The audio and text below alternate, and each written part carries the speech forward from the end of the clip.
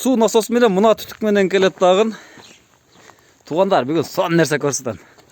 Мына жерге куят. Бул Толбой акам. Толбой акам мен таң калтырып бүтпөй атат. Толбой ака акылдуу суугаруу боюнча мына практикада сиздикини тартып атабыз. Мына көрүп атат. Бул сиз уже тамчылатуу суугаруулар бүтүп барын жайына коюп койгонсуз. Ушул боюнча маалымат бересиз эми. Акылдуу суугаруу. Бул эми заман талабы да. Азыр бизде ушул Кыргызстан боюнча эле суу маселеси абдан оор болуп жатат. Ошон үчүн үйлөрдүн алдыга ушундай бассейндерди кылып туруп, мына цемент куюлган туугандар, цементтин бул жагында геоматериал. Себеби эмнеге бул болот? Эмнеге дегенде цемент куюлганда анда бар бир жарыгы болот, немеси болот, да суу кетип калышы мүмкүн. А бул материалда суу эч кайсы жакка кетпейт. Суу 100% ушул көлдө сакталат. Андан кийин бул көлдүн арт жагында суу насосу бар, таймери бар. Ошол үйдүн алдын суугарат. О суугарганда сиздин суугарам деп ал жерде бул жерде күтпөйсүз. Таймерди минутасы саатыга коюп койсоңуз, таймер өзү багыңызды суугара берет. Бул жерде суугарып жүрбөйсүз. 6 күнгө койсоңуз, 6 күндө 1 саатка койсоңуз, 1 саатта өзү суугарат. Мына жерде үстүнгү катага кетет, астыңгы катага кетет, суу насосу бар. И немеси бар, төктүн немеси бар. Канча тök айдап атат, неме кылып атат, төктү бар. Андан кийин бул жерде таймерибиз бар, азыр бул электрик таймер мына. Бул таймер. Таймер күнүгө, саатыга канча немесиге айдашыга коюп койсок, ушул таймер ошол суу насосту өзү жүргүзүп, өзү суугарат. Өзү башкарат. Өзү башкарат полностью. Буга колуңуздарды дагы тийгизбейсиздер да туугандар. Ушул полностью неме болот. Ошон үчүн астыга кулпунай класстарыбы, көчөт класстарыбы бардыгыны суу насос менен таймер өзү эле суугарат. Адамдын колу тийбейт эч кайсы жериге. Полностью суугаруу болот. Ошону менен суу маселеси дагы үйлөрүбүздүн алдыга жерлештөргө ушундай кылса, Кыргызстанда дагы суу маселеси анча эле чечилип калат. Суу маселеси, суу тарыш жерлерге демек мына ушундай кылса өтө жакшы болот. Анан суу тарыш эле эмес, мисалы үчүн адамдардын убактысыз бакыраганга кол тийбейт да. Эми участкалары жатат. Баягы биз Кыргызстанды айланып жүргөндө көрүп эле жүрөбүз да, участкалар жатат, иштетилбейт. Суу жок. Суу жок, же болбосо бул эң бир жөнөкөй колу тийбейт. Жөнөкөй системага кирет бул. Ошол үйлөрүбүздүн алдыдан бош калтырбай, үйлөрүбүздүн алдыга дагы тамчылатуу кылып, бассейн кылып ушундай суугарып койсок, Кыргызстанда биз азык-түлүк программасыны дагы чечкенге кошкон салымыбыз болот. Азыр бул нерсе бардык көрүүчүлөрдү кызыктырат да, мени да кызыктырат.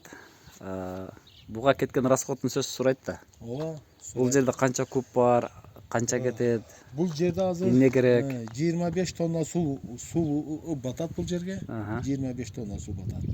Ушул тамчылатуунун системасыга бардыгы болуп туруп, мына бассейнди кылганга, тамчылатууга болуп бардык чыгымыбыз 125 миң сом болгон. 125 миң сомду кылып койсоңуз, мурапка суу деп барбайсыз. Жүгүрбөйсүз кечеси күндүзү сууга. Үйүңүздүн алдыга ушундай кулпунайды кылып, ушундай бактык кылып койсоңуз, ал чыгым 1 жыл деле актап коет. 1 жылда актайт. 1 жылда актап, анан өзүңүзгө пайда деле калат. Зато кийинки жылдарга кыйынчылык болбойт. Жакшы болот. Ооба. Азыр буяка суу каяктан толот дегенди башында көрсөттүк, эми ошону көрсөтөлү, толугураак маалымат берели. Башында бул жерде отдельный баягы 125 миң сомдук дегенден тышкары бул суу кудугуна чыгарганбыз 50 метрден. 50 метрден. 50 метрден сууду чыгарып беришкен. 75 миң сомго чыгарып беришти. 7 миң сомго суу насосуну койдук, ошо менен жердин астынан суудан чыккан бизде. 75 миң сомго чыкты. 75 миң сомго чыкты. Бул жагы 120-125 миңче кетти. Ошун бардыгын бириктирсе 200 миң сомго барып калат. 200 миң сом менен үйүңүздүн алдыдагы суу маселеси чечилет. Үйүңүздүн алдыга мисалы кулпунай кылып, бактарды кылсаңыз, ал 1 жыл деле өзүн актап коет. Кийинки жылдарга өзүңүзгө пайда келе берет. Системаны айтып кетели. Мында бул жерде кудук турат, 50 метрде насос турат. Бул жерден жердин астынан суу чыгаттан шланга менен келип көлгө куюлат. Көлдө мына астында сыртында насос турат. Насостон чыккандан кийин фильтр. Фильтрден кийин анан трассага кетет дагы. Трассадан анан краниктер аркылуу бөлүштүрүлөт. Мына ушул краниктер менен оңго, солго, бул бакка А блок, Б блокко кетет.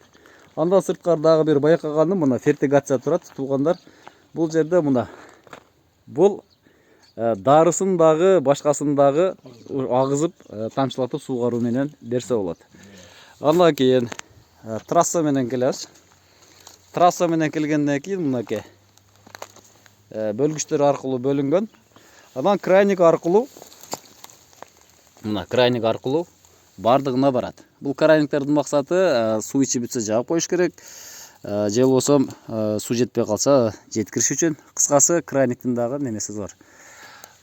Бул канча жылдык болуп калды эми ушул жерде кыскача берип коюң. Ушул жерге тамчылатууду кылганыбызга 3 жыл болду.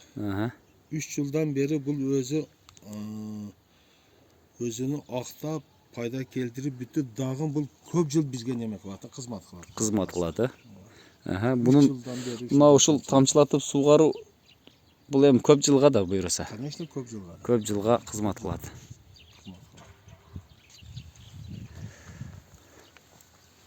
Ушул бактын арасы, гилас бактын арасы дагы кадимки эле лента аркылуу суугарылат экен. Бул лента канча жылга кызмат кылат? Бул лентанын немеси кызматы 11 жыл.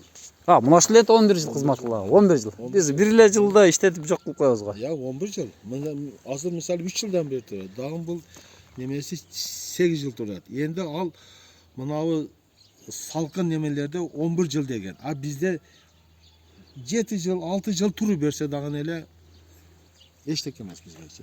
Эми буну жылда алмаштырып, жылда коет экен деп атпаймынбы гиластарга? Бизде ошол мисалы азыр 3 жыл болгон, 3 жылдан бери турат. Мисалы чириген толкобайт. Ошо боюнча турат. Ремонттоп койсо тура берет. Ооба.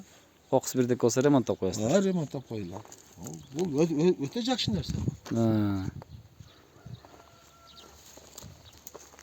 Мынакей. Мен лента тартылганын көп жерден көрбөдүм эле.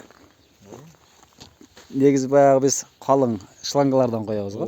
Сиз 2 сомдук эле баягы немени коюп коесуз. Азан эле лентаны коюп койдук да ошо неменикине да кулпунайды. Ошо менен мисалы мына жетип атат көчөттөргө. Бул агызып суугарылбайт көчөттөр. Только ошол жерден. Только тамчылатып суугаруу. Ушул система бардыгыныкы бирдей тартылган. Кулпунайдыкы дагы, неменики дагы. Гиластики. Ошол 3 жылдан бери мисалы өсүшү мына былтыр ушул өстү мисалы. 70 сантиметр, 60 сантиметрге жөнөсү ушул тамчылатуу менен эле болуп атат. Өтө жакшы. Өтө жакшы. Рахмат, дагы бир контент болуп калды. Кудай кааласа азырда башкасын тартабыз. Иштериңизге ийгилик. Кудай кааласа бул боюнча дагы сиздерге маалымат бөлүшөбүз. Сиздер менен Багыстыр Кыргызстан каналы болду. Бизге маалымат берген агроном консультант агабыз Толбой ага. Рахмат.